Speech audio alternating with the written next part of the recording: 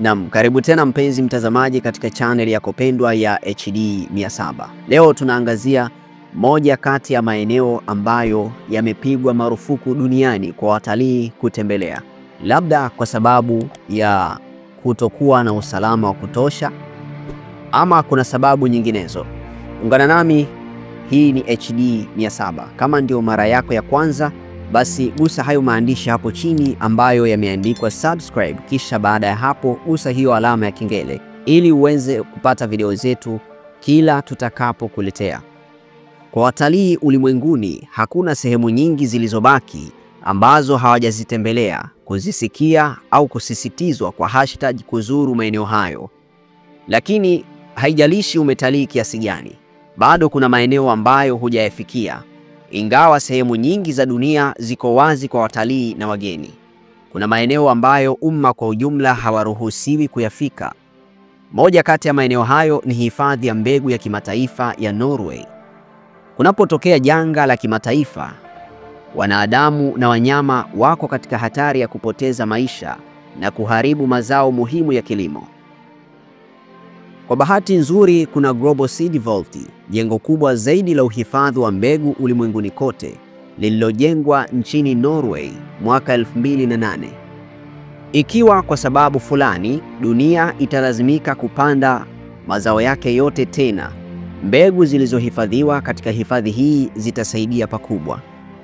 Mbegu hizi huwekwa kwenye vyombo maalum na kufungashwa kwa ajili ya kuzilinda dhidi ya unyevu. Hifadhi hiyo iko kwenye kisiwa cha mbali zaidi katika visiwa vya Svalbard nchini Norway. Ipo kwenye kina cha mita 120 kwenye mlima ulio takriban kilomita 1300 kutoka ncha ya kaskazini na mita 130 juu ya usawa wa bahari. Katika hali kama hizi, siku zote linasaidia kuwa kavu na barafu nene ya kudumu inayozunguka kusaidia uhifadhi mamia ya maelfu ya sampuli za mbegu zilizohifadhiwa. Sababu nyingine eneo hili linachaguliwa ni kwamba hakuna tetemeko la ardhi linaloweza kutokea eneo hili. Mbegu zinahifadhiwa na kutunzwa kwa kufuata mipango mizuri iliyowekwa, lakini hakuna wageni wanaoruhusiwa kutembelea mahali hapa. Hifadhi hiyo inapewa ulinzi wa juu ili mbegu zilizo ndani ziweze kubaki humo kwa maelfu ya miaka ikiwa kutakuwa na ulazima wa kufanya hivyo. Ilha da Queimada Grad au kisiwa cha nyoka. Kisiwa hichi chenye ukubwa wa hekta 43 karibu na pwani ya Brazil si mahali ambapo watalii wangependekezwa kuzuru. Ni nyumbani kwa nyoka mwenye sumu anayeitwa Golden Lancehead Viper, ambaye sumu yake ni kali sana hivi kwamba inaweza kuua ndege anayemwinda. Inakadiriwa kuwa kuna wastani wa nyoka 5 kwa kila mita ya mraba ya kisiwa hicho, na ndiyo maana serikali ya Brazil hairuhusu mtu yeyote kuingia eneo hilo. Linajulikana kama Snake Island, ikiwa ni mbinu ya kuonyesha tahadhari. Kuingia kwenye kisiwa kunaruhusiwa tu kwa wanasayansi na watafiti, na ni lazima waambatane na madaktari ili kusafiri kwenye kisiwa hicho. Wale wanaopenda kutazama aina hii ya nyoka wanaweza kufanya hivyo mahali pengine huko Brazil, ambako wanahifadhiwa katika vituo maalum. Pango la Lascaux huko Ufaransa. Mnamo mwaka 1940, vijana 4 waliokuwa wakitafuta mbwa wao aliyepotea kwenye shimo waligundua pango la Lascaux kusini mwa Ufaransa. Katika tukio hili la bahati nzuri, kupoteza mbwa wao kuliwapeleka kwenye pango lililojaa michoro ya wanyama kama vile farasi na kurungu. Kazi hizo zina zaidi ya miaka 17 na ni mojawapo ya mifano ya kazi bora zaidi zilizohifadhiwa za sanaa ya kabla ya historia, ikiwa na jumla ya michoro 6000 na mingine 1000 iliyopo pangoni. Pango hilo lilipogunduliwa, vita vya pili vya dunia vilikuwa vimeanza.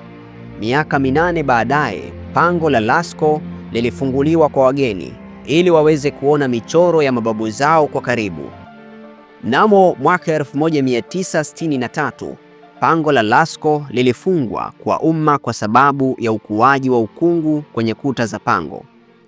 Hili lilikuwa tishio kwa michoro hiyo ambayo ilikuwa imehifadhiwa. Ukungu uliendelea kukua hata baada ya idadi ya wageni kuwa ndogo. Baada ya miaka 60 ya tukio hili, wageni hawakuruhusiwa kuingia ndani ya pango hilo, lakini pango kama hilo lilitengenezwa karibu na hilo kwa watalii kutembelea. Moja kati ya maeneo mengine ambayo hayaruhusiwi kwa watu kutembelea ni eneo la Uluru, mahali patakatifu katika jangwa la Australia. Uluru pia inajulikana kama Ayers Rock.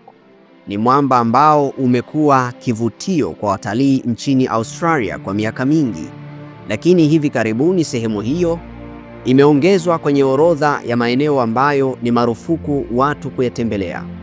Wageni na watalii hapo awali wameweza kupanda kilele cha mita 348, ingawa katika majira ya joto. Hii inamaanisha kustahimili joto kali karibu nyuzi joto 47, na kupanda juu ya miinuko haikuwa rahisi. Uluru ni eneo takatifu kwa watu wa Anangu ambao wanatunza mwamba huo, na kwa muda mrefu wametaka wageni kuepuka kuupanda kwa kuheshimu imani zao. Ombi hili liliungwa mkono kutoka kwa wasimamizi wa hifadhi ya kitaifa ya Uluru Katan-Tjuta, na uamuzi wa kupiga marufuku wageni kulizuru ulifanywa mnamo mwaka 2017. Mnamo tarehe 25 Oktoba 2019, watalii wa siku ya mwisho waliruhusiwa kupanda mwamba huo kabla ya marufuku ya jumla. Foleni ndefu ya watalii wenye hamu ya kupanda walipewa fursa ya mwisho kufanya hivyo. Katika utamaduni wa Anangu, Uluru ni ishara ya kuwepo kwa viumbe vya kufikirika kwenye ardhi ambayo ilikuwa bado haina chochote na haikuwa na viumbe wenye maisha. Viumbe wa kufikirika walipita eneo hilo wakiunda vitu vingine katika maeneo mbalimbali njiani, kama mwamba wa Uluru. Wageni bado wanaweza kuja kwenye hifadhi ya kitaifa ya Uluru Katan-Tjuta, lakini wanaweza tu kuona mwamba mtakatifu kwa mbali na hawaruhusiwi kuukanyaga. Marufuku hii inatokana na masuala ya usalama ya kisheria au sababu za kisayansi, lakini kinachofanana ni kwamba ni marufuku kutembelea eneo hilo. Hii ni HD 700. Kwa hayo na mengine mengi, usisahau kusubscribe,